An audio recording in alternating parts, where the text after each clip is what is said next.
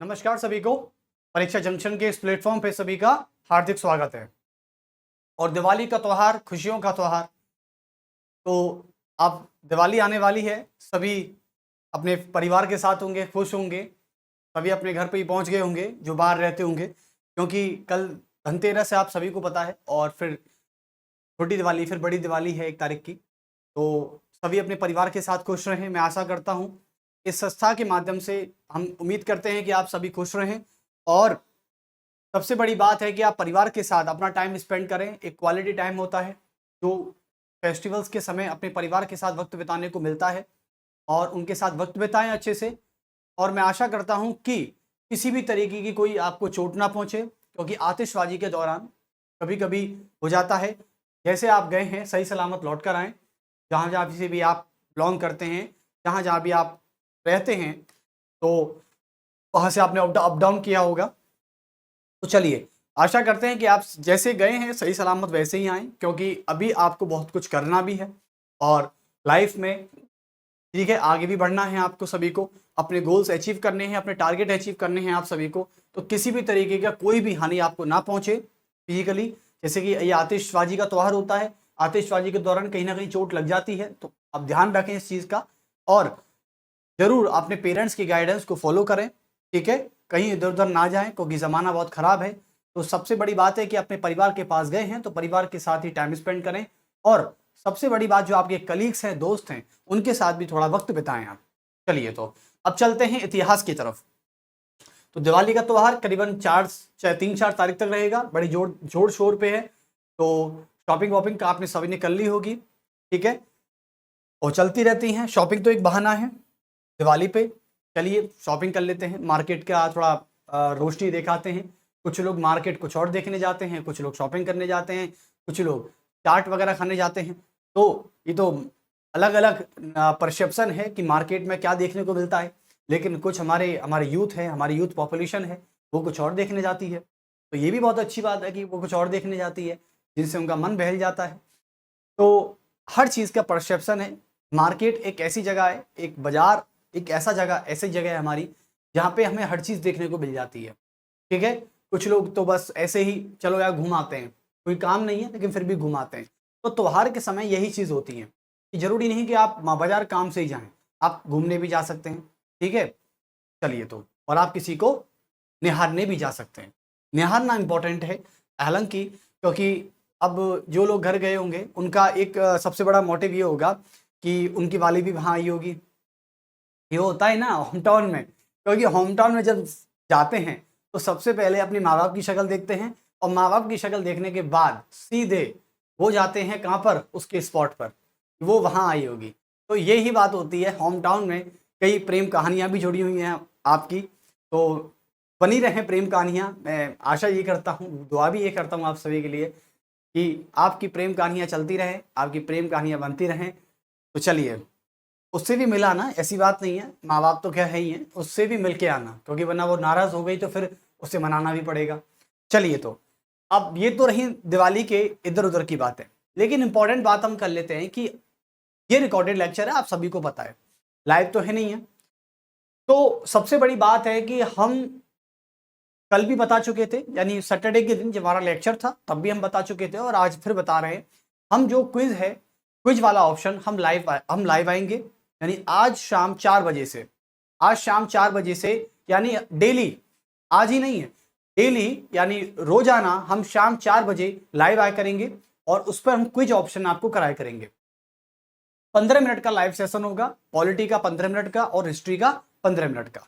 तो करीबन आध घंटे का ये सेशन होगा हमारा, ज़्यादा लंबा भी नहीं है। 15 मिनट तो बहुत जल्दी से स्पेंड हो जाते हैं। तो उनमें हम क्विज करेंगे, क्विज की एक्सप्लेनेशन देखेंगे, और ये क्विज पिछले लेक्चर से रिलेटेड माने जाएंगे।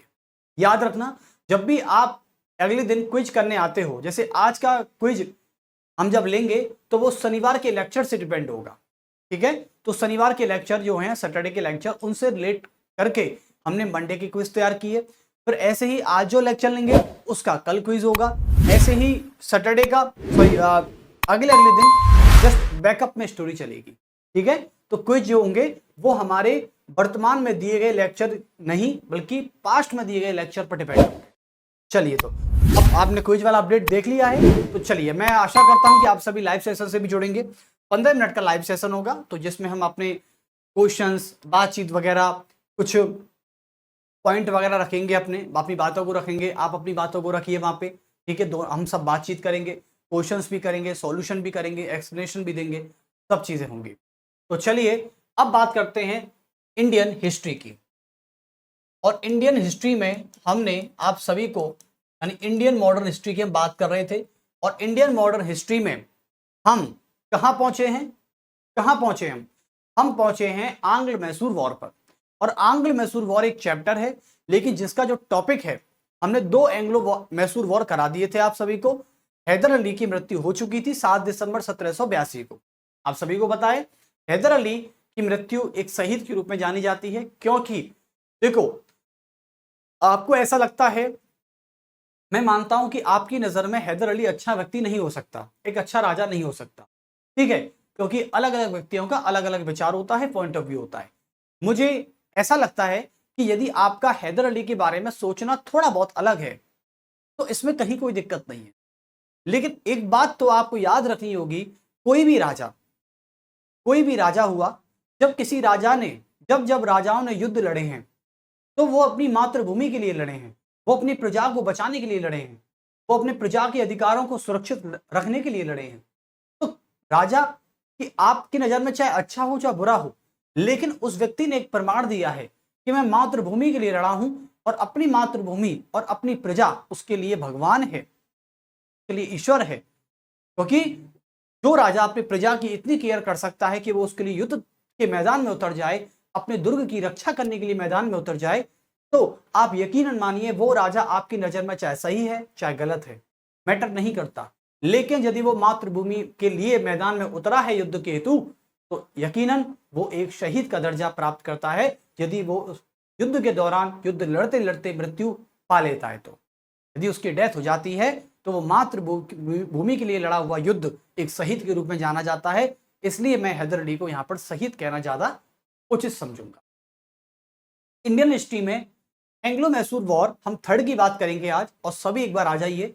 तो लेक्चर्स को देखना जरूर है आपको एक बार, क्योंकि लेक्चर्स आप जब देखेंगे तो आपको ये एनालाइज होगा कि हम जो इतिहास की बात करते हैं, वो इतिहास आज भी हमारी जड़ों में है, आज भी हमारे शाखाओं में है, आज भी हमसे जुड़ा है। क्योंकि अतीत का संबंध वर्तमान से जरूर होता है, क्योंकि अतीत ही यह तय करता है कि वर्तमान किस दिशा में जाएगा, वर्तमान कहीं दिशा ही ना हो जाए। तो चलिए अब हम एंग्लो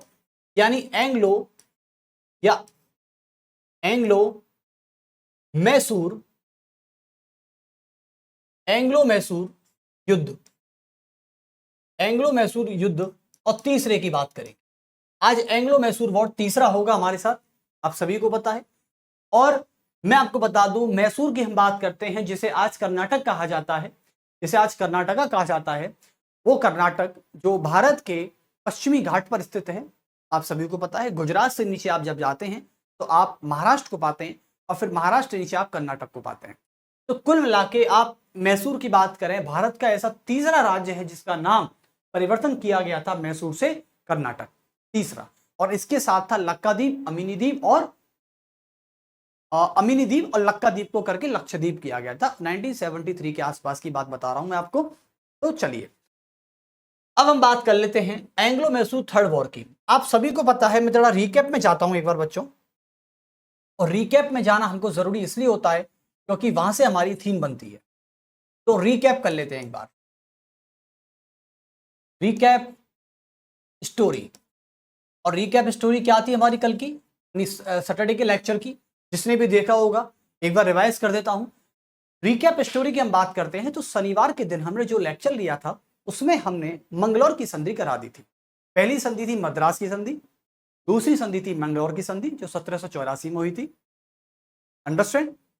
तो चलिए, तो 1784 में यहां पर हुई थी आपकी मंगलौर की संधि।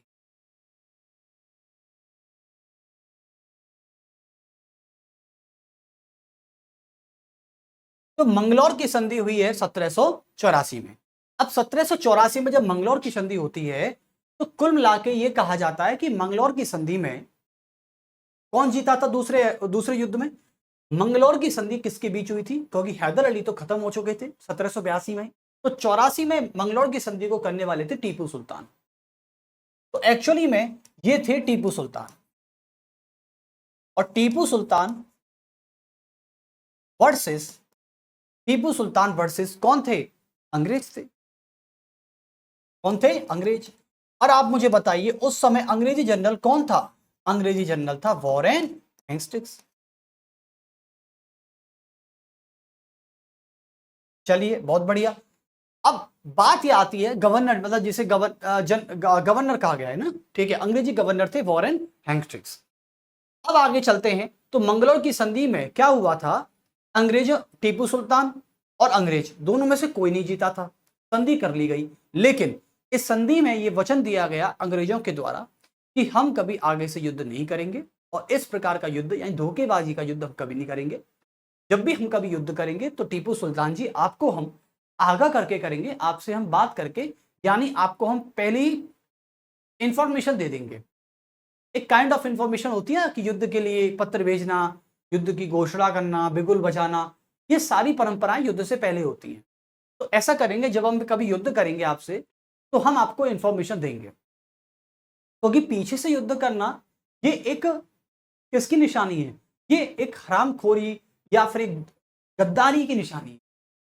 ठीक है, तो टीपू सुल्तान ने कहा कि ठीक है, मैं तो तैयार हूं इस चीज के लिए, आप संधि कर लीजिए। तो इस मिलाके कुल मिलाके ये था कि इन दोनों के बीच में संधि हुई, और संधि जब हुई थी तो मंगलौर की संधि हुई थी 1784 में। लेकिन स्थिति क्या थी कि तीसरा एंग्लो मैसूर वॉर जो था ये हुआ था 1790 से 1792 के बीच में।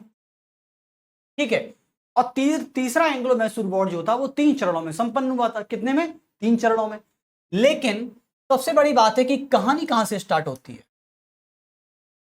यानी स्टोरी कहां से बनती है। देखो स्टोरी बनती है बच्चों, जैसे कि मंगलौर की संधि के बाद क्या था कि अंग्रेजों ने हैदराबाद के निजाम को, इसके अंग्रेज हमेशा इसी व्यक्ति को क्यों पकड़ते थे? अंग्रेज इसलिए इस व्यक्ति को पकड़ते थे क्योंकि ये था पाला बदलने वाला, ये था पलटू राम। हैदराबाद का निजाम ये किसी का सगा नहीं था, ये अपना खुद का सगा नहीं था। ये एक्चुअली में क्या करता था, कभी इसकी तरफ तो कभी उसकी तरफ।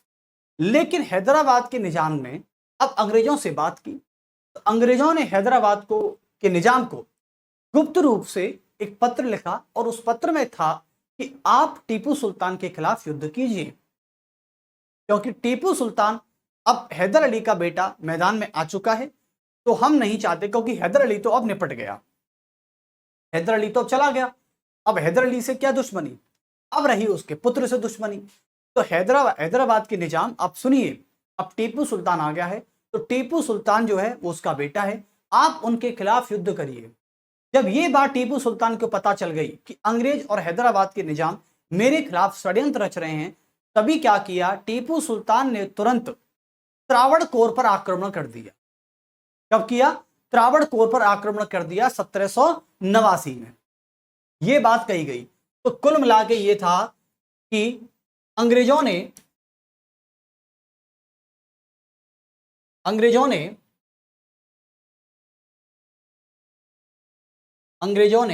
हैदराबाद के निजाम, अंग्रेजों ने हैदराबाद के निजाम को टीपू सुल्तान के खिलाफ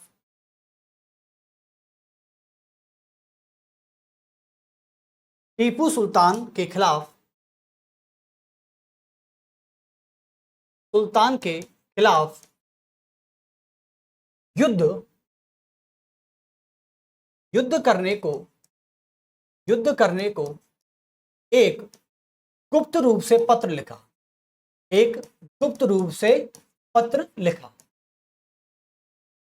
ठीक है, अब पत्र लिख दिया इसने, चलो बढ़िया बात है, पत्र लिखा। अब जब ये बात अंग्रेज टीपू सुल्तान को पता चलेगी कि ये दोनों मेरे खिलाफ षड्यंत्र कर रहे हैं, जैसे मेरे पिताजी के खिलाफ किया करते थे ऐसे ये लोग मेरे खिलाफ कर रहे हैं, तो कुल मिला के क्या था, तो इस बात का पता जब चला, और किसको पता चला, लिखेंगे टीपू सुल्तान को। तो टीपू सुल्तान ने क्या किया? टीपू सुल्तान ने तुरंत त्रावणकोर, और त्रावणकोर था कर्नाटक में ही, तो त्रावणकोर पर क्या कर दिया? त्रावणकोर एक तट की बात कर रहा हूं मैं। टीपू सुल्तान ने अंग्रेजों के विरुद्ध अंग्रेजों के विरुद्ध 1789 ईस्वी में त्रावणकोर पर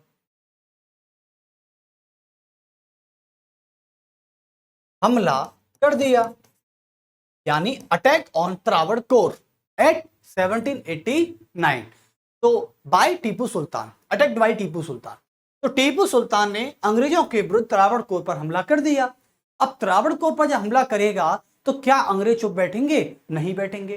तो अब यहां से युद्ध की शुरुआत होती है 1790 से। तो कुल मिला के कहा जाता है कि तीसरा एंग्लो मैसूर वॉर, यानी थर्ड एंग्लो मैसूर वॉर, और तीसरा एंग्लो मैसूर वॉर जो था यह 3 चरणों में संपन्न हुआ बच्चों। कितने में? 3 चरणों में।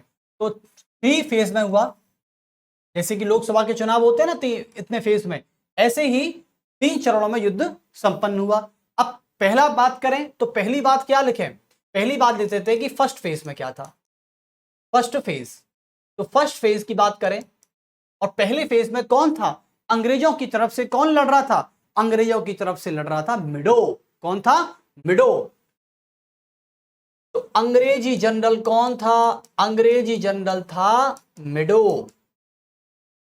इसमें बहुत सारे जनरल थे, याद रखना। अंग्रेजी जनरल में कौन था? मिडो। और मिडो, और उसके बाद वर्ड सेज कौन था? टीपू सुल्तान। टीपू सुल्तान। तो कुल मिला के कहा जाता है कि पहला फेज जो हमारे तीसरा एंग्लो वॉर, मैसूर वॉर का पहला फेज जो था वो मिडो और टीपू सुल्तान के बीच हुआ था। इसमें टीपू सुल्तान की होती है जीत। क्या होती है? जीत। और इस व्यक्ति की हो जाती है हार। ये व्यक्ति हार जाता है। ठीक है भाई, अब टीपू सुल्तान तो जीत गया, लेकिन अभी युद्ध नहीं रुका। अब युद्ध के सेकंड फेज में क्या होता है? यह है आपका सेकंड फेज। सेकंड फेज में देखते हैं कैसा। सेकंड फेज में क्या होता है? उस समय हमारे अंग्रेजी गवर्नर जनरल थे लॉर्ड कॉर्नवालिस। और लॉर्ड कॉर्नवालिस जिसे आज हम सिविल सर्विसेज का फादर कहते हैं, द फादर ऑफ, या मैं बोलूंगी who is the father of civil services. आज हम जिस यूपीएससी की बात करते हैं, जिस संघ लोक सेवा आयोग की बात करते हैं, यानी संघ लोक सेवा आयोग की परीक्षा को आयोजित कराने वाला व्यक्ति, जिसे पिता कहा गया, जिसे जनक कहा गया, वो ये व्यक्ति यही है, लॉर्ड कॉर्नवालिस। यानी आज भारत में जो आप आईएएस की परीक्षा देते हैं, आईपीएस बनते हैं, आईएफएस बनते हैं, ये सारी सेवाएं लॉर्ड कॉर्नवालिस लेकर आया था। और इसी ने ही परीक्षाएं, खुली प्रतियोगिता आयोजित करना प्रारंभ किया था। तो लॉर्ड कॉर्नवालिस जो था, ये युद्ध तो नहीं करता, लेकिन युद्ध के लिए क्या करता है? मैसूर की राजधानी, कब? अक्टूबर में, यानी अक्टूबर के समय में ये क्या करता है? 1790 के बीच में ही, यानी 1790 के अक्टूबर में, 1790 के अक्टूबर में क्या करता है ये व्यक्ति? मैसूर की राजधानी श्रीरंगपट्टनम में जाकर, क्योंकि टीपू सुल्तान जीत गया, अब ये सोचने लगे अंग्रेजी कंपनी कि टीपू सुल्तान तो ऐसे मरने वाला नहीं है। जब टीपू सुल्तान ऐसे मरने वाला नहीं है तो उसको धोखे से मारना पड़ेगा। अब क्या करते हैं? जब टीपू सुल्तान रात के समय सो रहा था, रात के समय सोई गई, जाहिर सी बात है भाई, और मध्य रात्रि हो रही थी, जब लॉर्ड कॉर्नवालिस अपनी अंग्रेजी सेना को लेकर, ठीक है, अंग्रेजी सेना को लेकर कर्नाटक की राजधानी अर्काट से और मैसूर की राजधानी श्रीरंगपट्टनम की तरफ बढ़ने लगा ये, ठीक है। और जब बढ़ते बढ़ते बढ़ते बढ़ते ये बीच रास्ते में ही पहुंचा था, मैसूर की राजधानी श्रीरंगपट्टनम, जिसमें टीपू सुल्तान का महल था और वो वहां पर दुर्ग में सो रहा था, मध्यरात्रि का समय था। कॉर्नवालिस अपनी सेना को लेके जाता है और बीच रास्ते में ही इसका जो प्लान होता है वो फेल हो जाता है। आप कहोगे सर ऐसे कैसे? क्योंकि मैं टीपू सुल्तान तो सो रहा था, ठीक है, मान लो टीपू सुल्तान पर चाहता तो हमला भी कर सकता था, दुर्ग में घुस भी सकता था मैसूर के, कोई बड़ी बात नहीं थी।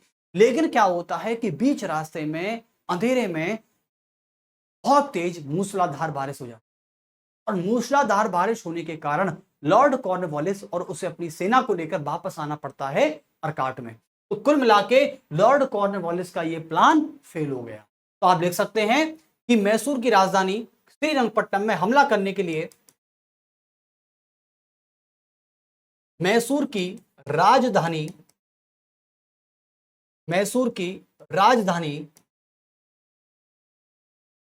श्रीरंगपट्टनम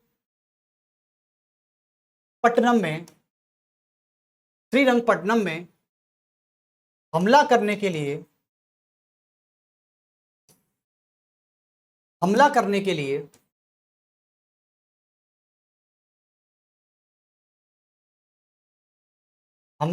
के लिए क्या करता है, ये हमला करने के लिए रास्ते में भारी वर्षा के कारण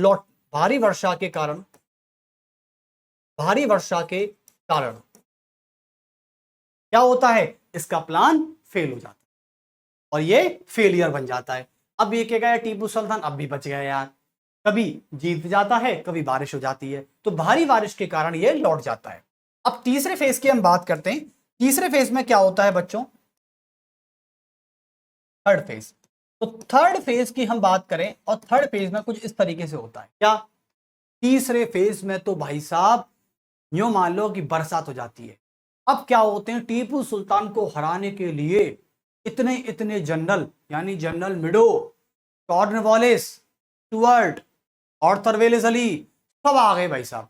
तो कुल मिला के यहां पे कॉर्नवालिस खुद उतर आया। अंग्रेजी की तरफ से कौन थे, कॉर्नवालिस। दूसरे और कौन थे, आर्थर वेलेस अली, उसके बाद मिडो साहब आ गए साहब, जनरल मिडो आ गए लोग, ठीक है। उसके बाद स्टुअर्ट मिल आ गया, स्टुअर्ट मिल आ गया। और उसके अलावा और कौन थे, स्टुअर्ट मिल के अलावा और एक हंटर था, इसको मत भूलना, हंटर। ये 5 व्यक्ति अंग्रेजी की तरफ से लड़ रहे थे और उस समय था टीपू सुल्तान अपनी सेना का। ये थे साहब अंग्रेजी की तरफ से, लेकिन वर्सेस जो युद्ध था वो किसके बीच था, टीपू सुल्तान के खिलाफ युद्ध किया। टीपू सुल्तान के खिलाफ युद्ध किया और यह युद्ध हुआ था कब, 1792 को। 1792 ईस्वी को युद्ध हुआ था ये वाला।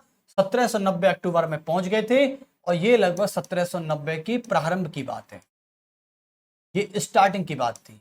चलिए, तो कुल मिला के आप समझ ही गए हैं यहां तक, तो इस बात को भी तरीके से देख लेना एक बार। और ये था ये वाला। तो कुल मिला के इस प्रकार युद्ध हुआ और टीपू सुल्तान इस युद्ध में क्या हुआ, हार गया। और ये क्या थे, ये भाई साहब जीत गए। और जब युद्ध जीतता है कोई व्यक्ति, कोई संगठन युद्ध जीतेगा, तो कुल मिला के संधि कौन करेगा, संधि जीतने वाला कराता है हारने वाले से। अब देखते हैं संधि क्या थी। संधि थी श्रीरंगपट्टनम की संधि।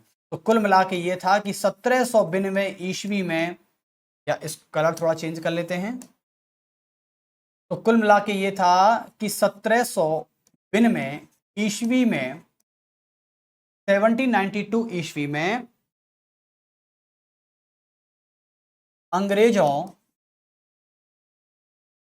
वर्सेस टीपू सुल्तान के बीच,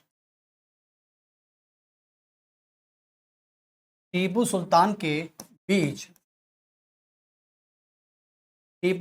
के बीच क्या हो गई, संधि हो गई। तो टीपू सुल्तान के बीच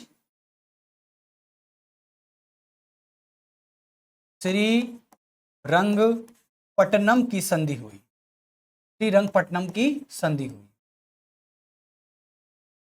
तो श्रीरंगपट्टनम की संधि हो गई। चलिए, उस कब हुई थी ये, 1792 में हुई थी। और कौन सी संधि थी, श्रीरंगपट्टनम की संधि थी। बात को याद रखना। और कुल किसके बीच हुई थी, टीपू सुल्तान भी थे और अंग्रेज भी थे। श्रीरंगपट्टनम की संधि जब हुई थी, और आप सभी को पता है कि हैदराबाद का निजाम किसकी तरफ था, आप सभी को पता है ये तीसरे एंग्लो मैसूर वॉर में एक तो थे आपके अंग्रेज तो थे ही, प्लस में और कौन था, प्लस में निजाम। आप सभी को पता है, इसने गुप्त रूप से पत्र लिखा था निजाम को शुरुआत में। तो निजाम किसकी तरफ हुआ? अंग्रेजों की तरफ। और उसके साथ कौन थे? और उसके साथ थे आपके मराठा।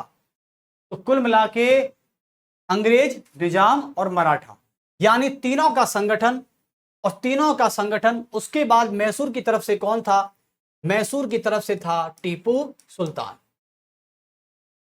तो टीपू सुल्तान और ये अंग्रेज, निजाम और मराठा।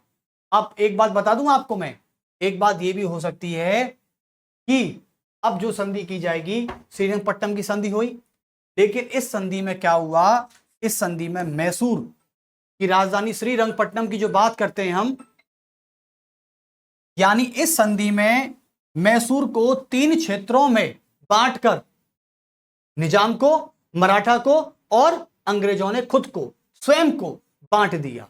यानी इसने बोला कि टीपू सुल्तान के इस मैसूर को 3 हिस्सों में बांट दो। और 3 हिस्सों में बांटने का मतलब था कि एक क्षेत्र तो अंग्रेज रखने वाले थे, एक क्षेत्र निजाम रखने वाला था और एक क्षेत्र मराठा। तो लिख देंगे आप कि इस संधि में मैसूर को, इस संधि में मैसूर को 3 हिस्सों में बांटकर, 3 हिस्सों में डिवाइड करके या बांटकर क्या कर दिया गया? बांटकर निजाम प्लस मराठा और अंग्रेजों में बांटकर अंग्रेजों को दे दिया गया। या फिर आप अंग्रेज मत लिखिए, बांटकर मराठाओं को दे दिया गया, क्योंकि भाई युद्ध में साथ दिया है, कुछ तो मिलेगा इनको। अब क्या मिल गया? मैसूर का भाग मिल गया। अब ये मान लीजिए श्रीरंगपट्टनम की संधि जो थी ना, ये कुल मिला के ऐसी संधि थी जिसमें मैसूर, और मैसूर में जान किसकी बसती थी? टीपू की, और टीपू के फिर स्वर्गवास हुए पिताजी की। आज टीपू सुल्तान अपने आप को कैसा महसूस कर पा रहा होगा जब उसका मैसूर चला गया, उसके हाथों से श्रीरंगपट्टनम चला गया। आप सोच रहे हो? यार मुझे एक बात समझ में नहीं आती, जब हमारा कोई भारतीय राजा अंग्रेजों से संधि करता था तब कोई ऐसी शर्त नहीं रखता था तुम भाग जाओ, यहां से चले जाओ। मतलब हमारा कोई ऐसा राजा होना चाहिए था जो अंग्रेजों को ऐसी संधि करवाए, ऐसी संधि करवाए कि इनके दर्द अंदर होना चाहिए था। ये ऐसे ऐसी संधि करवाते थे, छोटी छोटी संधि करवा दी। मतलब ये संधि छोटी छोटी, बच्चा बच्चा मान लेता है इन संधियों को।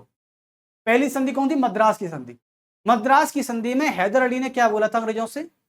हैदर अली जीता था, तो हैदर अली जीता था, तो हैदर अली ने बोला इनसे, अंग्रेजों से, मद्रास की संधि में क्या बोला? ये बोला, हाँ ठीक है अंग्रेजों, जब कभी मराठा हम पे युद्ध करे ना तो आप हमें बचा लेना। अरे भाई, अरे संधि ऐसी करते ही क्यों हो भारतीय राजाओं? भारतीय राजाओं को इतना भी नहीं था यार। संधि तो ऐसी होनी चाहिए थी। देखो अब जब अंग्रेज संधि करता है तो देखो कैसी संधि करता है कि दूसरे वाले पक्ष को या दूसरे वाले पार्टी को धक्का लग जाता है। टीपू सुल्तान को धक्का लगाया ना, अब देखो कैसी संधि करी है। मैसूर को 3 हिस्सों में बांट दिया। कल को कोई आपके घर पर कब्जा करके और वो जीत जाए, आपके घर पर कोई भी दुश्मन आपके घर पर बुरी नजर बनाए बैठा है, आपकी जमीन पर बुरी नजर बनाए बैठा है और आपकी जमीन पर वो कब्जा कर ले रातों रात, और रातों रात कब्जा करने के बाद आपसे संधि करवाए। मतलब एक तो ऊपर से चोरी और ऊपर से सीना चोरी।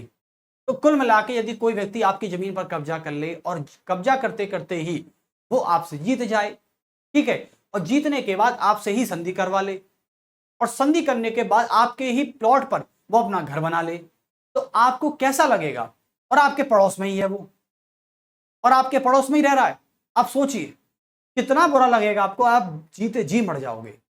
एक तो आपका पड़ोसी बन गया, तो ऊपर से जब भी आप कभी वहां से निकलोगे तो वो आपको जमीन आपकी याद दिलाएगी, आपके पूर्वजों की याद दिलाएगी आपको, यार ये हमारे तो दादाजी ने खरीदी थी जमीन, कितनी मेहनत से खरीदी थी, लेकिन अब इन्होंने यानी इन हरामखोरों ने हमारी जमीन पर कब्जा कर लिया। सोच रहे हो? और उस पर ऊपर से घर बना लिया और आलीशान, और देख के हंसते हो रहे हैं हमको पड़ोस में। ऐसा लगता है आपको? या तो आप वहां से चले जाओगे या फिर आप उनका कत्ल कर दो। कितना बुरा लगता है जब आपकी जमीन पर कोई कब्जा करे। अब सोचो कि टीपू सुल्तान की कैसी जान निकल गई होगी।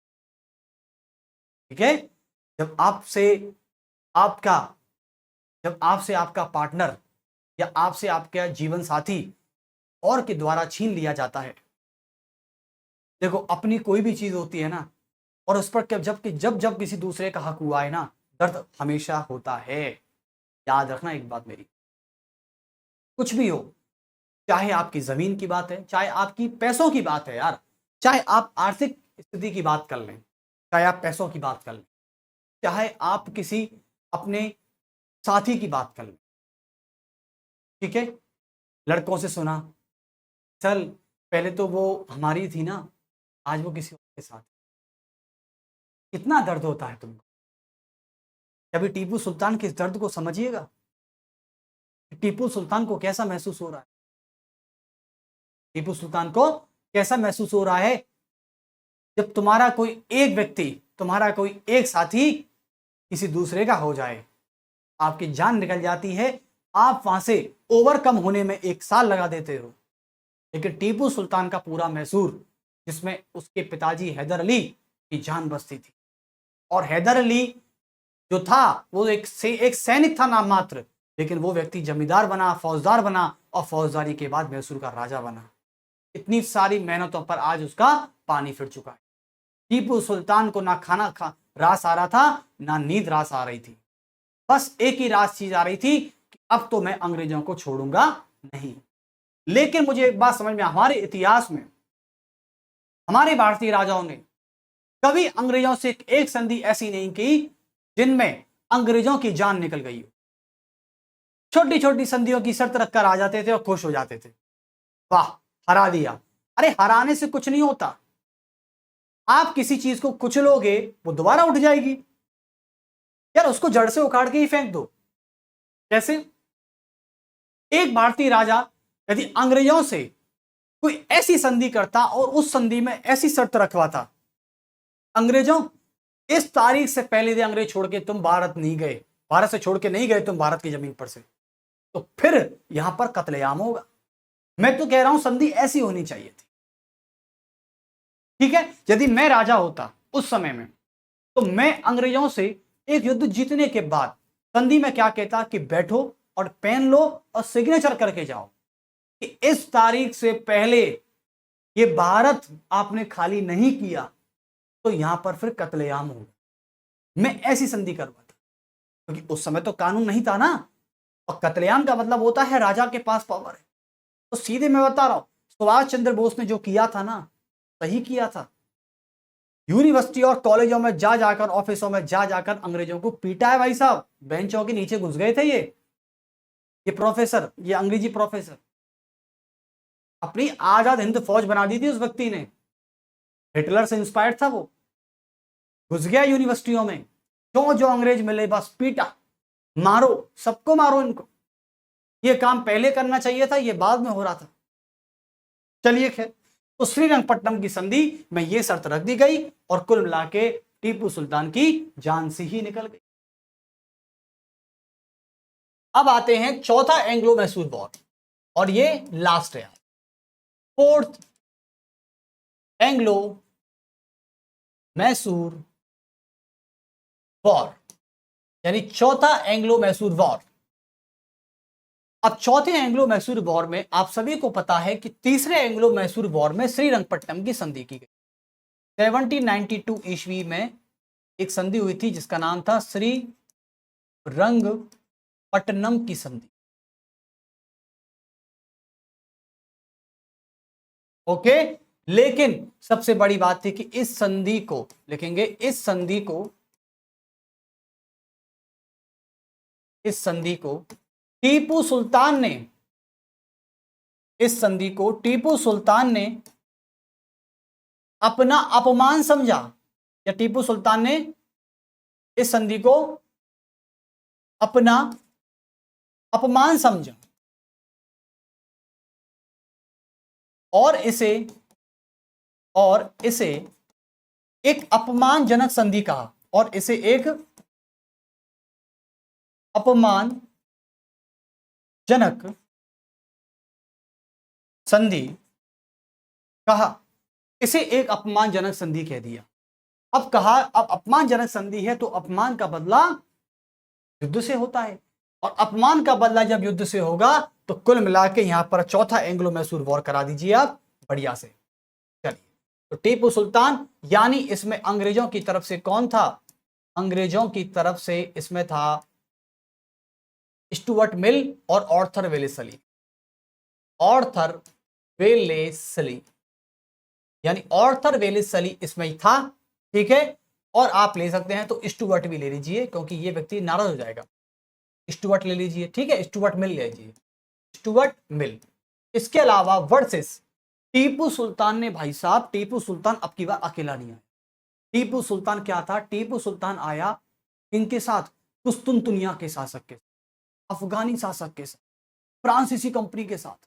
यानी टीपू सुल्तान अकेला नहीं था, टीपू सुल्तान के साथ और भी व्यक्ति थे, जैसे कि टीपू सुल्तान था, प्लस में पूरी फ्रांसीसी कंपनी थी, क्योंकि फ्रांसीसी कंपनी तो हमेशा हैदर अली का साथ देती रही है।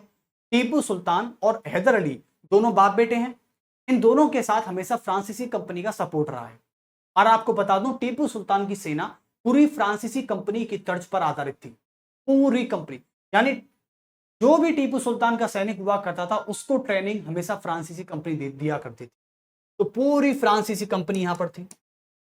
फ्रांसीसी कंपनी के साथ और एक कुस्तुनतुनिया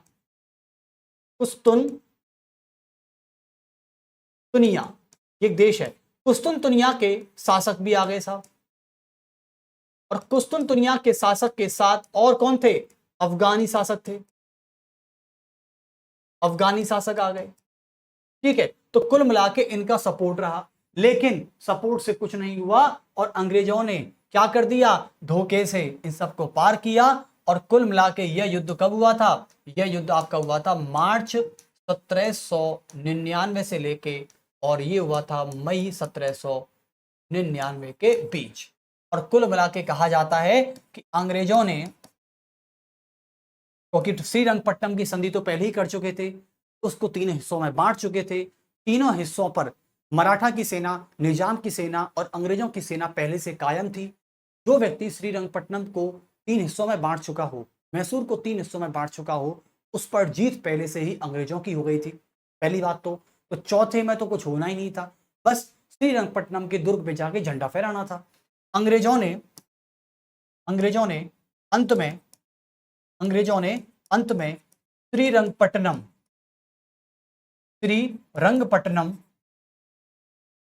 अंग्रेजों ने अंत में श्रीरंगपट्टनम पर कब्जा किया, ठीक है। अब कब्जा करना बाकी था, ये भी कर लिया इन्होंने, कब्जा कर लिया। उस समय यह था कि टीपू सुल्तान, पता है, टीपू सुल्तान दुर्ग में छुपकर बैठ गया था, क्योंकि टीपू सुल्तान कैसे भी जैसे तैसे अपनी जान बचाना चाहता था, क्योंकि अपनी जान इसको प्यारी थी। क्यों? क्योंकि जान रहेगी तो जहां रहेगा, जान है तो जहां है, ये कहावत चलती है ना कि जान है तो जहां है। यानी टीपू सुल्तान को आप डरपोक मत समझिए। टीपू सुल्तान केवल दुर्ग में इसलिए छुपकर बैठ गया था क्योंकि यदि मैं आज मेरी जान बच गई, क्योंकि टीपू सुल्तान के आगे बाद कोई उत्तराधिकारी था ही नहीं। जब कोई आगे उत्तराधिकारी नहीं था तो टीपू सुल्तान आराम से बढ़ता हैदर अली की तरह, युद्ध में शहीद होता। लेकिन यह अब भी युद्ध है, एक तरह से युद्ध ही चल रहा है। अब अंग्रेज श्रीरंगपट्टनम के दुर्ग में भाई साहब टीपू सुल्तान को ढूंढ रहे हैं। टीपू सुल्तान कहां है? टीपू सुल्तान कहां है? टीपू सुल्तान पूरे दुर्ग में एक कोने में छुपकर बैठ गया है, और डरपोक की भावना की वजह से नहीं। आप इसे फियर मत समझिए, आप इसे फियरनेस मत समझिए टीपू सुल्तान का।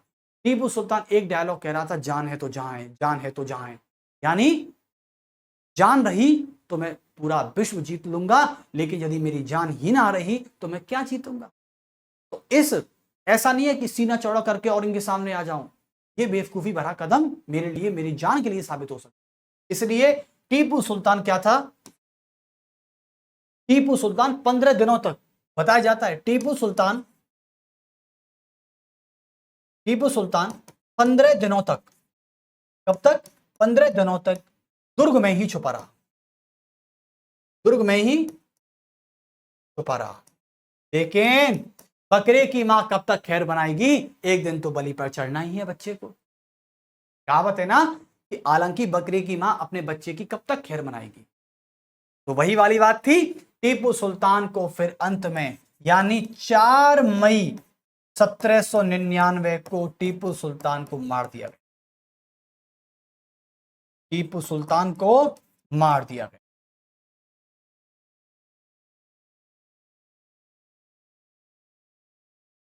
That's it. और ये कहां मारा, दुर्ग में ही मारा, यानी उसके घर में घुसकर ही मारा। ये कोई वफादारी का काम नहीं है इनका। ये मत कहना कि सर अंग्रेजों ने तो घर में घुस के मारा है, टीपू सुल्तान की तो इमेज बिगड़ गई। अरे ऐसा कुछ भी नहीं है। घर में घुस के मारा तो मारा भी तो कैसे, धोखे से। इनमें तो अंग्रेजों में तो इतनी भी हिम्मत नहीं थी, उसके घर पे खड़े हैं, दुर्ग जीत लिया है, लेकिन फिर भी सामने से मारने की हिम्मत नहीं है। देख रहे हो, इतना बड़ा डरपोक व्यक्ति थे अंग्रेज, इतने बड़े डरपोक थे अंग्रेज। मतलब आप किसके घर में खड़े हो, युद्ध तीसरा जीत चुके हो, संधि करा चुके हो, इतनी बड़ी सेना तुम्हारे पास है, निजाम तुम्हारे पास था, मराठा तुम्हारे पास थे, और तुम स्वयं की सेना लेकर आ गए, इतने गवर्नर जनरल लेकर आ गए, इतने मिडो ले लो, स्टुअर्ट मिल ले लो, आपने हंटर ले लिया, आपने ऑर्थर वेलिस अली ले लिया, आपने कॉर्नवालिस ले लिया, क्या क्या नहीं ले लिया आपने। आपकी सेना इतनी बड़ी, इतनी विशाल सेना, उसके घर में खड़े होकर फिर भी आप उसे पीठ पीछे से मार रहे हो। इतनी बड़ी गद्दारी, इतना बड़ा धोखेबाज अंग्रेजों के सिवाय कौन कर सकता था। तो मैं भी ये टीपू सुल्तान की हार नहीं, मैं इसे टीपू सुल्तान की जीत साबित, कि टीपू सुल्तान का जज्बा है कि वो इस तरह। लेकिन देखो बहुत अच्छी बात है कि टीपू सुल्तान मरा तो अपने घर में ही, कहीं बाहर नहीं मरा, ये बहुत अच्छी बात है। लेकिन टीपू सुल्तान तो खैर महान शासक ही है हमारे, इनकी तो हम आलोचना कर ही नहीं सकते हैं। और टीपू सुल्तान को मैं सैल्यूट करता हूं कि टीपू सुल्तान और हैदर अली दोनों ने अंग्रेजों से लोहा लिया। लोहा लेने का मतलब है कि वो वाला नहीं कि परचेज कर लिया, वो नहीं। लोहा लेने का मतलब है कि बराबरी की टक्कर की इन बाप बेटों ने। चलिए, तो मार दिया गया और 4 मई 1799 को हैदर टीपू सुल्तान खत्म हो चुका, यानी अपने पिताजी के पास ये स्वर्गवास की तरफ चला। चलिए, कुल मिला के 4 एंग्लो मैसूर वॉर हो गए। अब टीपू सुल्तान के बारे में थोड़ा बहुत लिखना चाहते हो तो आप लिख लीजिए यहां पर, टीपू सुल्तान। मैं बताया था आपको कि टीपू सुल्तान के बारे में आपको थोड़ा बहुत लिखना है, तो लिख लीजिए। पेपर में कभी पूछा जा सकता है नॉर्मली जनरली, तो लिख दीजिए। पहली बात तो क्या लिख देंगे आप, नहीं ऐसे नहीं, इसको फिर यहां से हटाइए। आप ऐसा करिए, एक ये बना लीजिए, ठीक है।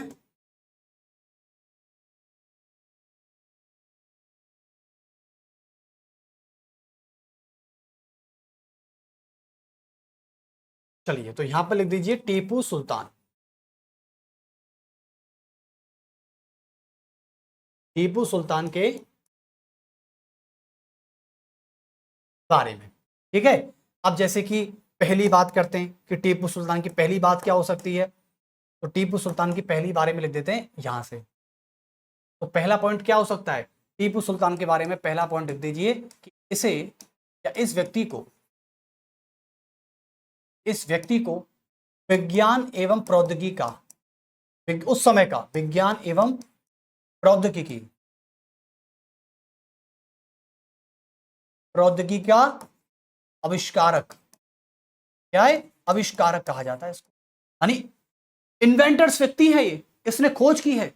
आज जो आप आईएएस के लिए, एसएससी के लिए साइंस एंड टेक पढ़ रहे हैं ना, इसका इन्वेंटर है व्यक्ति भाई साहब ये टीपू सुल्तान। तो प्रौद्योगिकी का आविष्कारक कहा जाता है, आविष्कारक कहा जाता है, ठीक है। अर्थात इसे भारत में रॉकेट पद्धति का जनक कहा जाता है। इसे रॉकेट पद्धति का जनक कहा जाता है। जो आज आप इसरो के द्वारा लॉन्च करते हुए देखते हो ना, कोई भी मिसाइल लॉन्च हुई है, रॉकेट लॉन्च हुआ है, ये इसका जनक है। इसे रॉकेट पद्धति का जनक कहा जाता है, जनक कहा जाता है। चलिए, उसके अलावा दूसरी बात कर लेते हैं। तो दूसरे में क्या था, देखो दूसरे में यह था कि पहली बात टीपू सुल्तान को धर्मनिरपेक्ष टीपू सुल्तान धर्मनिरपेक्ष के पालन के सिद्धांत पर आधारित था। यानी टीपू सुल्तान धर्मनिरपेक्ष सेकुलरिज्म थ्योरम को मानता था, ये कह सकते हैं। तो लिखें टीपू सुल्तान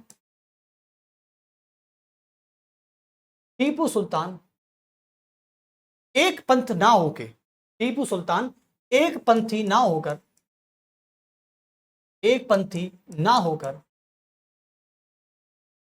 धर्मनिरपेक्षी था।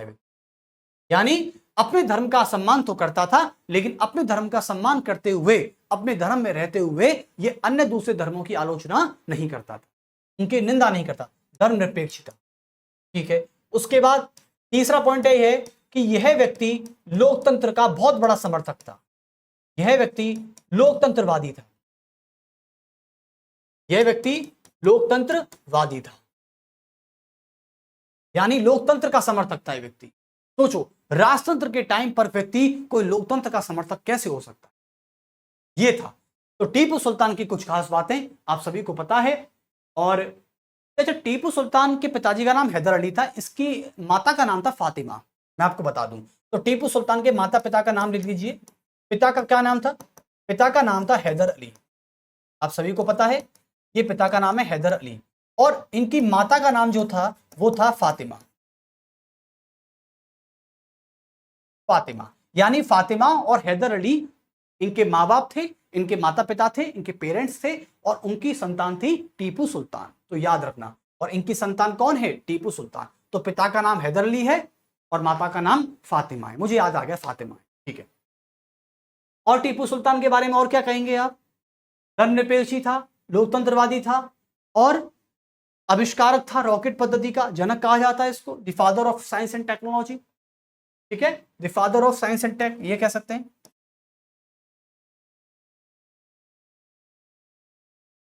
The father of science and tech and rocket process and rocket launcher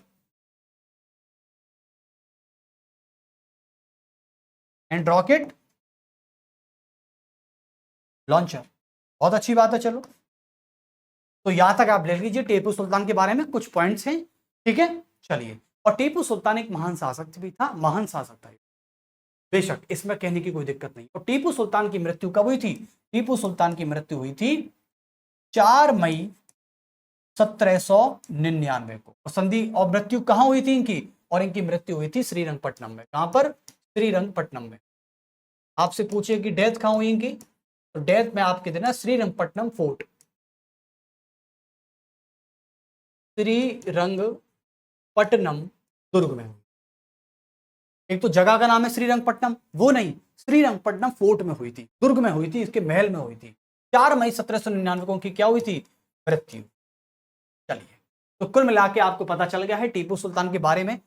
अब ये लेक्चर यहां पे हम फिनिश करते हैं, और आंग्ल मैसूर वॉर आपका फिनिश हो चुका है, यानी आंग्ल मैसूर पार्ट 3 के नाम से खत्म हो चुका है। तो कल हम आते हैं और नेक्स्ट चैप्टर स्टार्ट करेंगे मराठा के बारे में, क्योंकि मराठा भी आपने देखे ना कैसे कैसे इधर कभी उधर, कभी इधर कभी उधर, इस प्रकार से। तो हम मिलते हैं आपसे कौन से लेक्चर में? यानी अब हम मिलेंगे मराठा के बारे में, ठीक है, या फिर चैप्टर तभी देखेंगे। चलिए, तो आपसे आंग्ल मैसूर के बारे में क्वेश्चन आज 4 बजे पूछे जाने वाले हैं, याद रखना, ठीक है। और 4 बजे तैयार रहना लाइव सेशन के लिए सभी। चलिए, तो मिलते हैं फिर आपसे। इस त्योहार पे आपके घर में बहुत जमकर खुशियां आए, आप खुश रहें, आपके माता पिता खुश रहें, माता पिताओं की बात माने जरूर, ठीक है, क्योंकि और उनके साथ सबसे बड़ी बात है, मैं एक बात कह दूं, कहीं इधर उधर ना भटकें, ठीक है। हाँ, उसके पास चले जाएं, उसके पास से सीधे अपने माँ बाप के साथ क्वालिटी टाइम स्पेंड करें, क्योंकि आपको कई दिनों के बाद कोई नौकरी कर रहा है, तो कोई जॉब कर रहे होंगे या कोई पढ़ रहे होंगे, ठीक है। तो कुल मिला के मेरा मानना यह है कि आप अपने इतने वक्त के बाद एक फुर्सत से 3 से 4 दिन की छुट्टी मिलती है पूरे इंडिया में, इतना बड़ा फेस्टिवल है, ऐसा कोई फेस्टिवल नहीं जिसके लिए इतनी छुट्टियां आपको मिले, ठीक है। एक साथ आपको छुट्टियां मिली हैं भरपूर, इनका फायदा उठाइए, अच्छे से अपने दोस्तों के साथ, अपने मित्रों के साथ, अपने बड़ों के साथ और अपने माँ बाप के साथ खुश रहें, और उनसे बातें करें, उनसे दिल की बातें करें, जो भी खुमार है बांटें, ठीक है। तो चलिए, फिर मिलते हैं आपसे 4 बजे लाइव सेशन में। सभी को मेरा नमस्कार। अच्छे रहें, खुश रहें, स्वस्थ रहें। नमस्कार।